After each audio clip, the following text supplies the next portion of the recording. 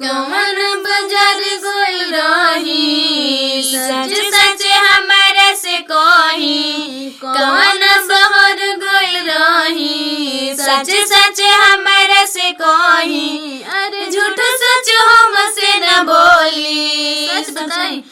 एगो तू ही बड़ो हम तो दिल से कहतानी गलत फहमी बातों हार गहना पीतल के बाटे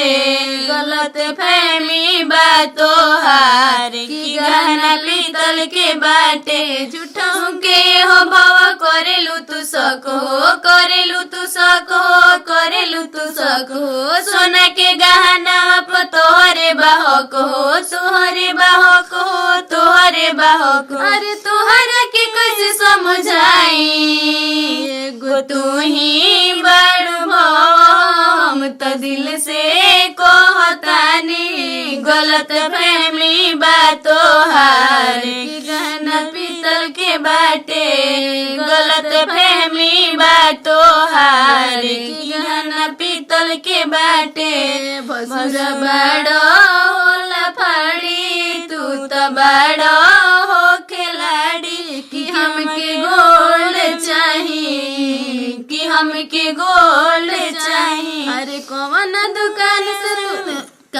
दुकान से तू लइलो सामान हो लइलो सामान हो लइलो सामान हो टूटल फूटल हार करे लगुमान हो करे लगुमान हो करे लगुमान अरे तुहरा के कैसे समझाई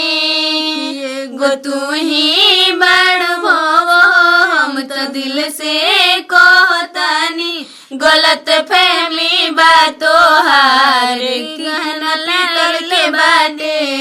गलत फहमी बातों हार गहना लाइल बानी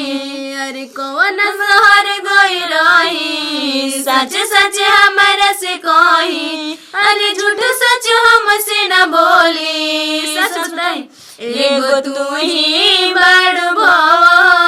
तो दिल से कहतानी